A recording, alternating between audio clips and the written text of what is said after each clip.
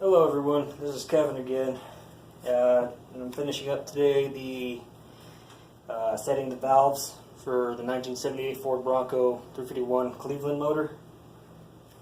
Pretty much what I have here today is the valve set lapper set.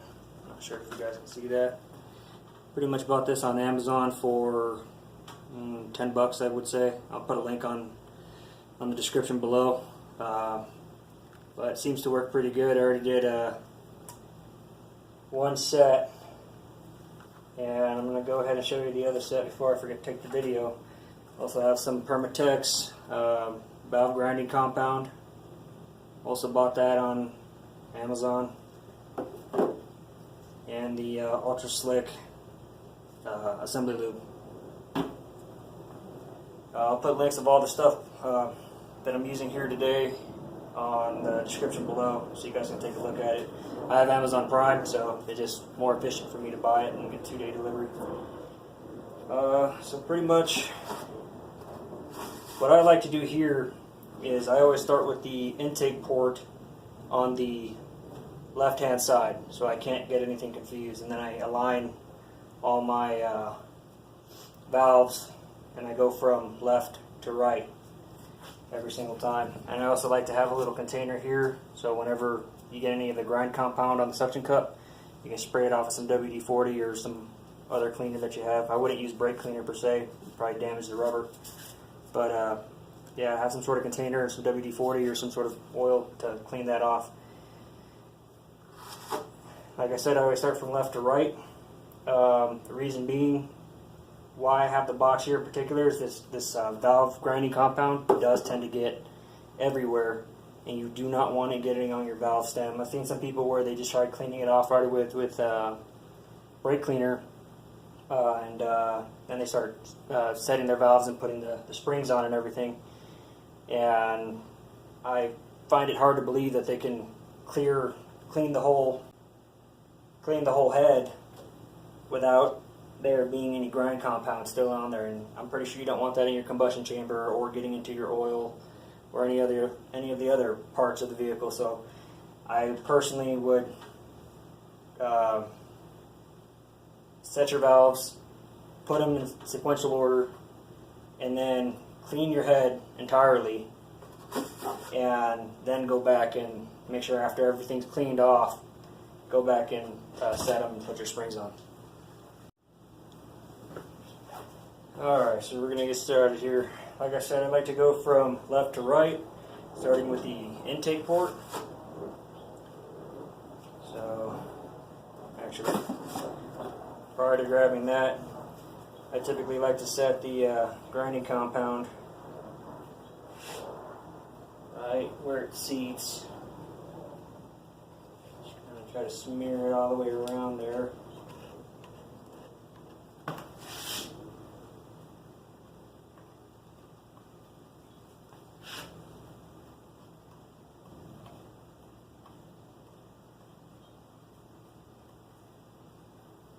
And for those of you who can't see, I don't know if it shows up in the camera or not, but the head right now is sitting on a couple blocks just to make sure that the valve stem doesn't come through and hit my table here. So you might want to prop it up on something. After you get your grinding compound put on there, I put some of this assembly lube. Few dabs on there all the way around.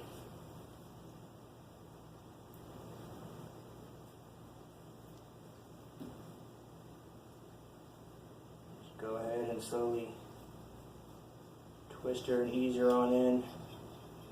Try to make sure the whole thing gets covered. And I like to spray the suction cup with some WD-40 just to allow it to stick better to the valve.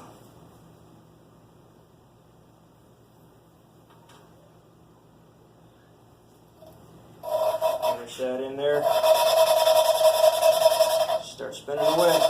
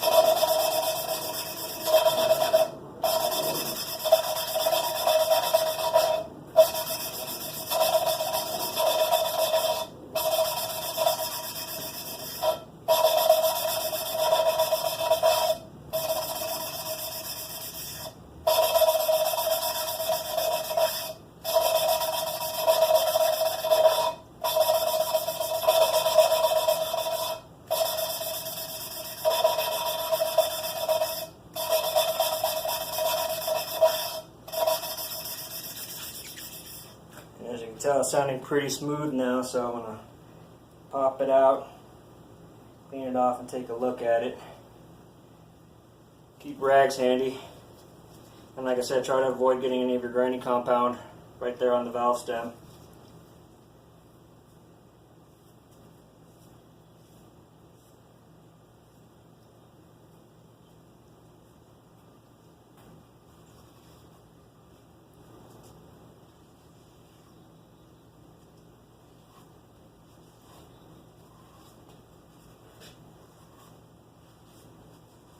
Wipe all the stuff off.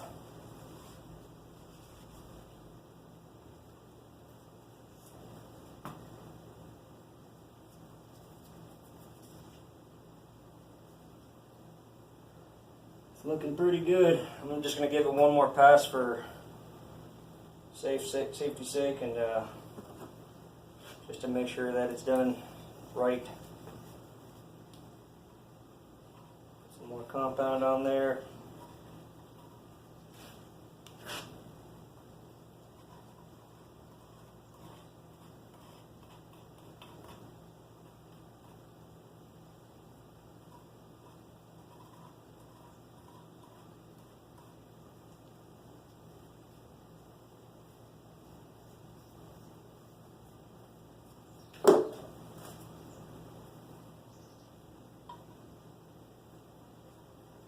Ease her back in. Oh, and I don't know if you guys noticed before, when I first put the suction cup on it, I didn't have it on, pushing it on the grinding compound and down when it was seated. Kind of propped it up with my finger and pushed the suction cup down. You don't want to push down when the grinding compound's in there. When you're trying to put the suction cup on, it one pushes most of the compound out of the way, so you're going to have to do it a second time or third time. And also, the grinding compound could possibly make little divots inside where it seats, and that's something you also want to try to avoid.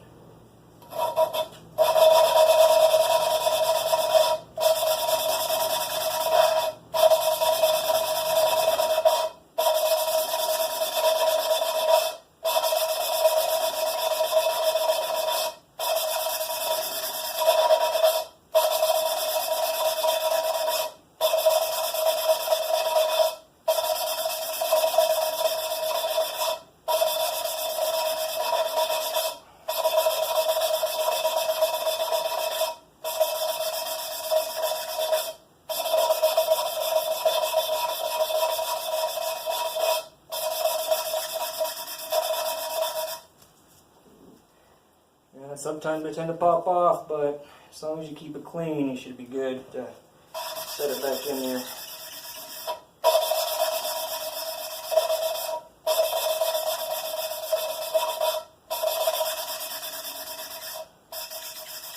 Sounds like it's pretty good.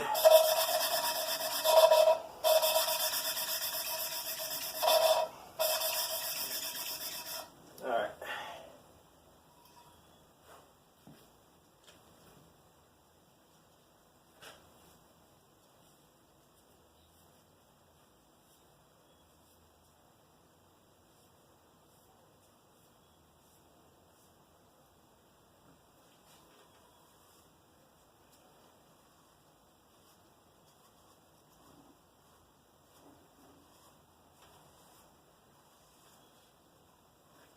Alright, and that's pretty much how you do it.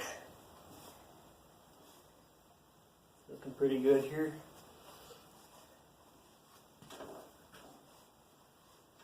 So I'm going to go ahead and pause the video for now. I'm going to get done through the rest of them. I'm going to take a picture of the seat once I got them all done and show you exactly what it looks like. I have a before picture. Yeah, and that should pretty much do it. And then I'll come back with another video of me putting the springs back on. Alright, until next time.